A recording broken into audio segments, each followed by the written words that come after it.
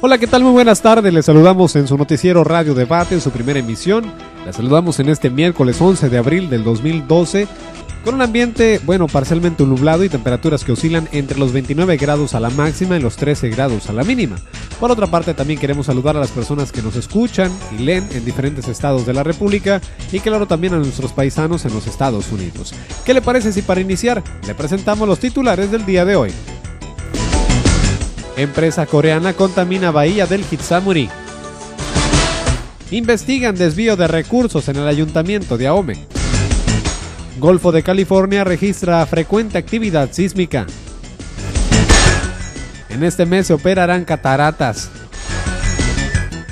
El Instituto Mexicano del Seguro Social tenía sin tratamiento a paciente de hepatitis C. En información, en Culiacán, el Ministerio Público acreditó cuerpo del delito a comuneros detenidos, sostiene un juez.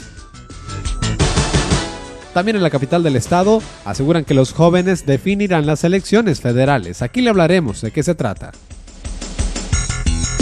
Y en información policíaca, gatilleros matan a balazos a un joven de la Raúl Romanillo. En información de última hora, federales detienen a 2 individuos armados y roban 5 cuatrimotos en la burócrata. Para iniciar con la información, le contamos que una empresa coreana, Group Moon, arroja los desechos del procesamiento de agua mala directamente al mar en el Hitsamuri. Así lo denunció el presidente del Comité de Salud del Campo Pesquero, Martín Bacasegua Ruiz. La presencia de peces muertos a la orilla de la bahía, además de olores inhabituables en el ambiente, alertaron a los moradores de la comunidad de la posible contaminación que la empresa Group Moon produce en el sector. Bacasegua Ruiz indicó que la empresa, especializada en el tratamiento de agua mala, desecha desmedidamente a la bahía sustancias tóxicas como peróxido, hidrógeno y alumbre, con lo que se pone en riesgo la estabilidad de la costa. Martín Bacasegua Ruiz habló para la Casa Editoria, sosteniendo que están soltando sustancias tóxicas de la bahía y causa de ellos están muriendo los peces y todas las larvas a la orilla de la bahía, aseguró. El presidente del Comité de Salud del Hitsamuri informó que con la contaminación se ven perjudicados directamente alrededor de 1,872 habitantes, los cuales conforman las 368 familias que viven en el ejido. Señaló además que la empresa carece del permiso de impacto ambiental, por lo que las autoridades deberían actuar inmediatamente. En un recorrido hecho por el debate con la finalidad de corroborar los hechos, las opiniones fueron encontradas. Algunos dijeron que la empresa genera empleo, pero otros expresaron que la contaminación es más que la ocupación. Algunos pescadores que se encontraban a la orilla de la bahía manifestaron que la contaminación no existe. Contradictorio a ello, Jesús Zenaida Guillén, residente del Hitsamuri, manifestó que desde el comienzo de labores de la empresa, los peces a la orilla no son visibles. En esa misma postura, Socorro Cano Mesa declaró que la comunidad no permitirá la esterilidad de la bahía por los pocos empleos que la empresa genera. Por otro lado, la Profepa no se preocupa por la contaminación en el Hitsamuri. Las dependencias encargadas de investigar los casos de contaminación se echaron la bolita, como dicen luego. La Procuraduría Federal de Protección al Ambiente, la Profepa, se deslindó de la responsabilidad que tiene como dependencia de atender la denuncia por contaminación que la empresa Group Moon causa en el campo pesquero el Hitsamuri. Ante ello, Raúl Cerón Rodríguez, jefe de la Profepa en Los Mochis, dijo que los encargados de investigar y buscar solución al conflicto son, en un momento dado, la Comisión Nacional del Agua y la Comisión Nacional de Pesca, la CONAPESCA. Sin embargo, tanto la Conagua como la CONAPESCA rechazaron ser los encargados de atender el conflicto, dado que la Profepa es la Procuraduría Federal de la Protección al Ambiente. Jesús Rosario López, jefe de la Oficina de Pesca, declaró que la dependencia que debiera intervenir en la indagación al hecho por el tipo de conflicto suscitado es la Profepa. Bueno, y más información, nuevamente una irregularidad sale a la luz. Si hay una denuncia penal ante el Ministerio Público para que se haga una investigación y se deslinden responsabilidades respecto a una irregularidad en el manejo de los recursos del presupuesto para las becas que se otorgan a la Policía Municipal, reveló el alcalde de Ahome, Zenén Xochitl Enciso. El exfuncionario de la comuna, Sergio Nafarrate Golarte, ha sido señalado como el presunto responsable de estos hechos y es la persona que se encuentra bajo investigación. El presidente municipal no detalló el monto total de los recursos desviados, sin embargo, se estima que son alrededor de 500,000 pesos, según lo expresado por el jurídico del ayuntamiento Marco Antonio Urquidi Miranda. Xochitl Enciso relató que Nafarrate Golarte laboraba en el área de recursos humanos y posteriormente fue resignado a un cargo dentro del área de seguridad pública. Xochitl Huanciso aseguró que Nafarrate Golarte ya no se presentó a trabajar, sin embargo, aseguró desconocer si se trató de un despido, retiro temporal del cargo o abandono laboral. Finalmente, el presidente municipal indicó que no hay riesgos para el municipio.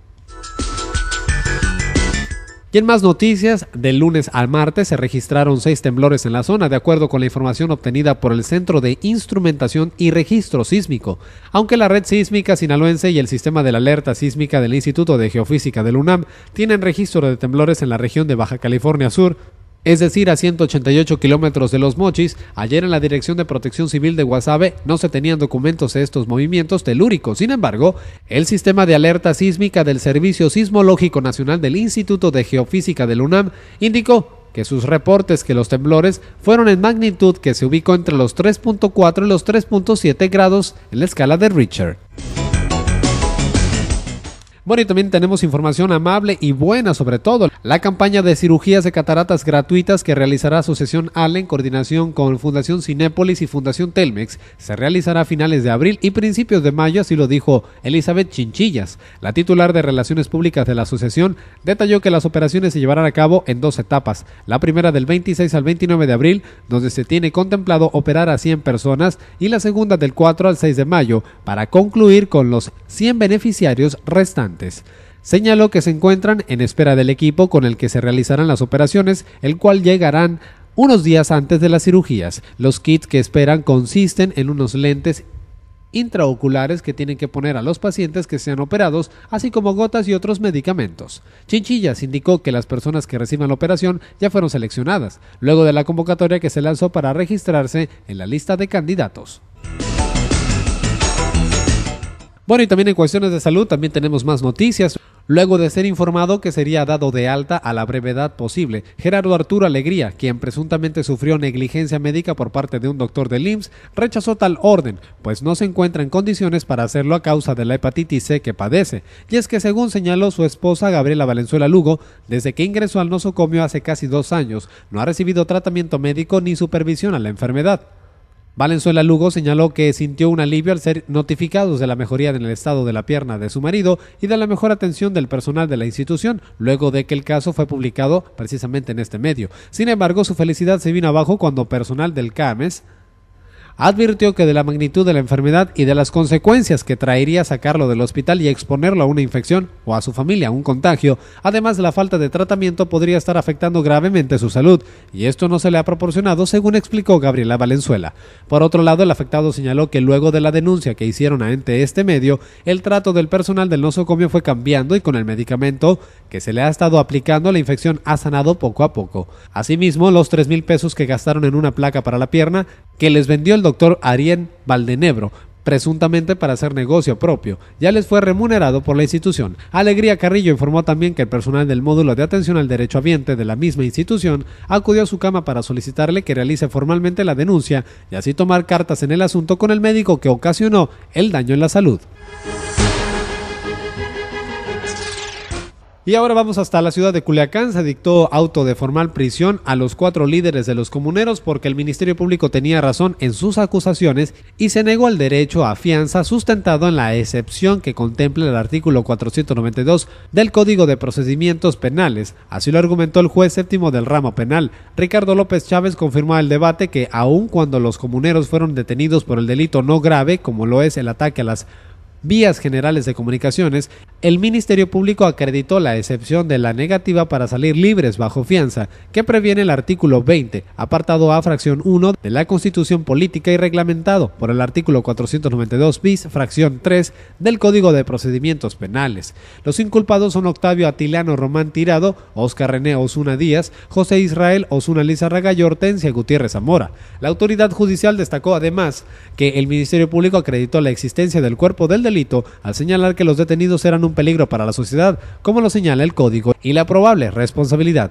Adelantó que el Ministerio Público también impuso la acusación de que los detenidos actuaron en pandilla, como lo indica el artículo 94 del Código Penal.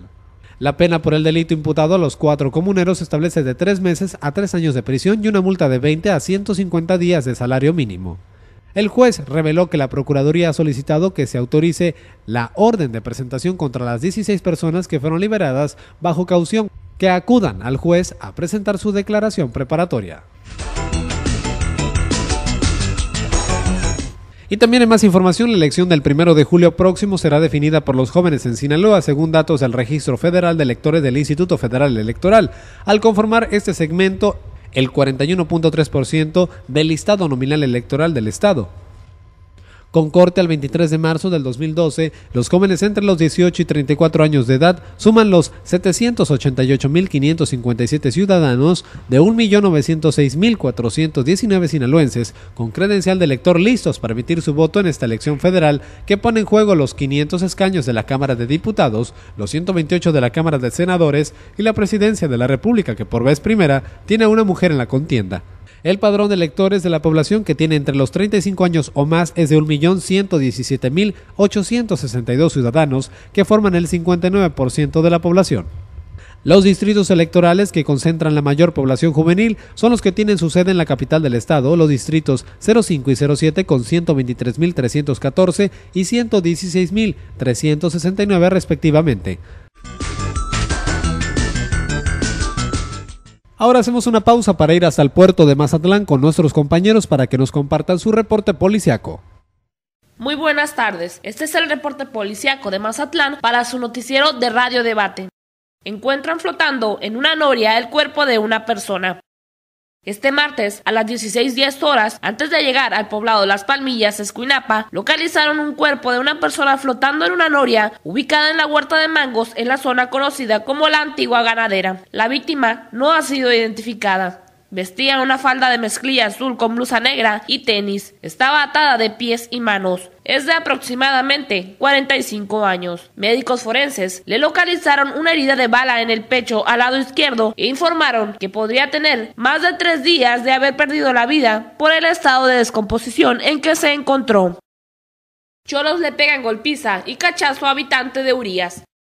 Un grupo de vándalos irrumpió en una vivienda en la calle Tráfico y golpeó al propietario. Los rijosos reclamaban la procedencia de varios gallos de pelea que supuestamente ocultaba el hombre agredido. Como no lo lograron recuperar los animales que buscaban, arremetieron en contra de Alfonso Canizales Becerra. Después, los tipos huyeron por la calle Tráfico de la colonia Urias hacia una zona que se ubica en el rastro municipal. Policías municipales que vigilan el área del sur de la ciudad fueron alertados del suceso. Al llegar al lugar indicado, se entrevistaron con el hombre de 37 años, quien presentaba una herida de aproximadamente 5 centímetros en la parte superior de la cabeza e inflamación de los pómulos. Los patrulleros solicitaron presencia de los socorristas de Cruz Roja. Durante un interrogatorio, Alfonso Canizales narró que 3 jóvenes, entre quienes se encuentran el Chon y el Chalo, llegaron a una casa a hacerle un reclamo. La discusión pasó a golpes. Uno de los intrusos sacó un arma de fuego y lo golpeó en la cabeza con la cacha. La herida provocó una fuerte hemorragia que lo empapó de sangre en la playera. Los socorristas controlaron el sangrado y después lo trasladaron al área de urgencias del Hospital General. Durante la búsqueda, agentes preventivos reportaron la detención de los probables agresores por los rumbos en el rastro. Estos fueron canalizados a la cárcel municipal, donde quedaron detenidos por una falta administrativa. Los agentes comentaron que sería necesario que la parte afectada denunciara el hecho para que la autoridad ministerial proceda en contra de los agresores. Lo aplasta camión recolector y sobrevive.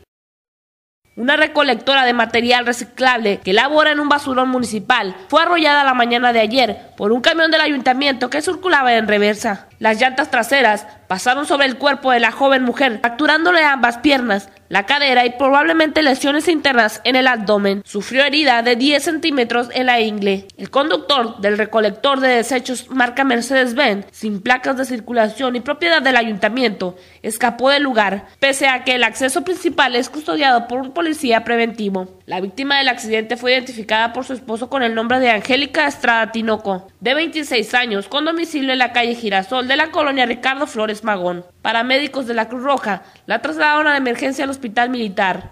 El estado de salud de la joven fue considerado como grave. El peritaje elaborado por oficiales de tránsito revela que el camión hacía parada momentáneamente con el motor encendido y el chofer en la cabina. Al reiniciar la marcha, el operador lo hizo de reversa presuntamente sin percatarse que detrás se encontraba un grupo de pepenadores esperando que vaciara el contenedor y rescatar lo material de valor. La pesada unidad derribó a Angélica Estrada, quien literalmente fue aplastada por las llantas traseras del vehículo. La joven fue levantada con vida e ingresada al hospital militar. Esta ha sido la información policíaca más importante. Continuamos con el reporte estatal de Radio Debate. Escuchó usted el reporte de Mazatlán con nuestros compañeros, a quienes les mandamos un abrazo y que estén muy bien por allá en las playas hermosas de Mazatlán, y esperemos también se active la economía después de esta Semana Santa. Regresamos a compartirle a usted los datos policíacos en el norte del estado. A balazos con una pistola de grueso calibre fue asesinado un joven por un gatillero en una de las calles de la colonia Raúl Romanillo. Los hechos ocurrieron anoche a las 19:30 horas. El asesinado resultó ser Leobardo Enríquez Contreras, de 38 años, con domicilio en la calle Higueras, número 980, entre enero y febrero del asentamiento antes comentado. Este realizaba trabajos de impermeabilizante, según los datos obtenidos en el lugar del crimen.